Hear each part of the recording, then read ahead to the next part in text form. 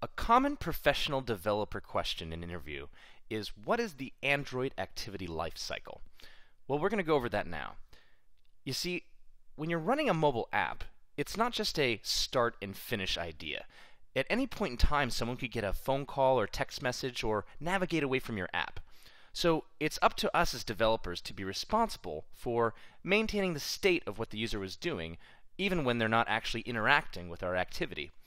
That's what the lifecycle gives us, is it gives us a list of method calls that will be called that we can override to either support the creation and startup of our activity or put things back together and save things when it's being shut down. So let's go over each of those particular moments of time and what they're used for. Well, at first you have onCreate. This is before your application is even visible. That's the very start of how your application is going to be. So here's where you'd want to put code to, for instance, set up the UI or just get initial state. Next comes onStart. Again, this is still when the application isn't visible, but it's after that moment of being created. The reason why is it could come from an event of somebody actually stopping your application and then restarting it. OnRestore instance state. Again, your application is not visible yet. What this particular method is used for is when a user is actually coming back to your application from a stopped or shut down state, and you need to quickly put things back together from a saved particular state that you took care of. I'm going to show you a really interesting example of this, but in a little bit when we actually look at the app that I have for you, which will show you all these things in real time. Next we have onResume. It's the last thing that happens before the application is actually in a state waiting for the user input, and it can be either when it's not visible or when it's been partially obscured, as we'll see from the shutdown sequence. So, this is the state that we're normally interacting with our app. It's when we're touching buttons, navigating menus. But if another intent takes control, or the user leaves, or a phone call comes in, any of these things that are basically guaranteed to be an intent changing what activity needs to be used, then we go to the shutdown sequence. The first thing that gets called is onPause. And onPause is really useful for if you have a little pop-up dialog, something where the activity is still just barely being used underneath, visibly, but doesn't have any focus. At that point, it's possible that that dialog might be dismissed, and you can go right back to onResume and come back to this waiting state. This is really useful if you don't want to actually go all the way over here and do all your setup again, and you really just want to resume what you were doing before, but need a little bit of code to help you out. If we're actually shutting down, onSaved instance state is going to be called. This is our opportunity to actually save the state of the application because we're not going to have access to the forefront main thread anymore. This is where you'd want to save state changes if a user was perhaps setting text dialogues or choices in a certain way, either to a database or to disk, or at least just some temporary way for future retrieval. Next we have onStop.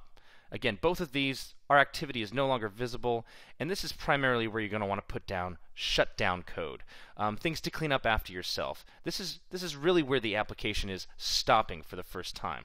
Now at this moment, on onStop, we have three different pathways that could happen. Either the user could go right back to it, in which case onRestart is called, and we go through the cycle again until we're waiting for interaction. It's gracefully shut down in some way, in which case onDestroy is called, again, not visible. And finally, the activity no longer exists. However, there is the possibility in the Android OS that somebody could force quit your application, or the Android operating system itself could need to stop your activity due to low memory resources. It won't always call onDestroy, so don't rely on this method being called. Think of this as being more of the polite method for cleaning up after yourself. You want to put code there that is of good practice, but not anything that's necessary. So now that you have a really clear chart of all the different moments that could happen, let's take a look at what actually goes down when the application is being run. So here we have an application, and it's going to actually display to us every moment in the life cycle that it's at. Let me show you. Here in the code, I've overridden all the onCreate, onStart, onRestore, etc. methods from my inherited superclass of activity, as you can see here. All these particular methods are doing is, when they run, they're calling their super, and then they're just having a particular status that's going to be displayed underneath with the numbers so we can see what order. You're going to see this type of convention used all the time when you're dealing with events.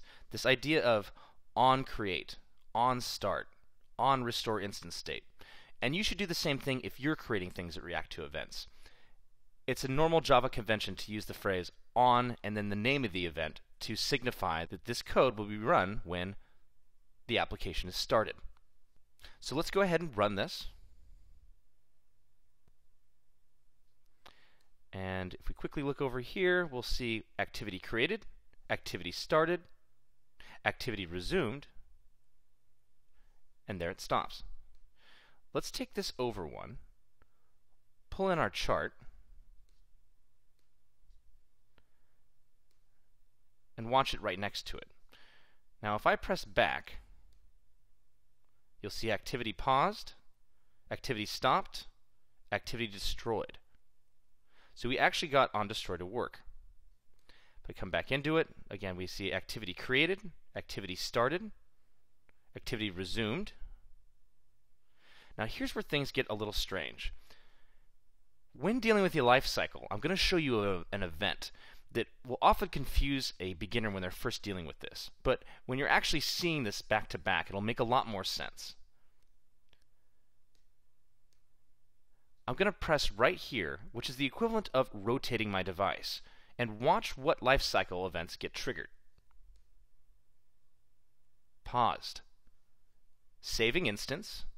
The activity is stopped. The activity is destroyed. The activity is created. Then it's started. Then it's restoring that instance. Then it's resuming. So what did we just learn? Well, what we learned is a rotation event in Android actually tears down the entire thing and then brings it back up again.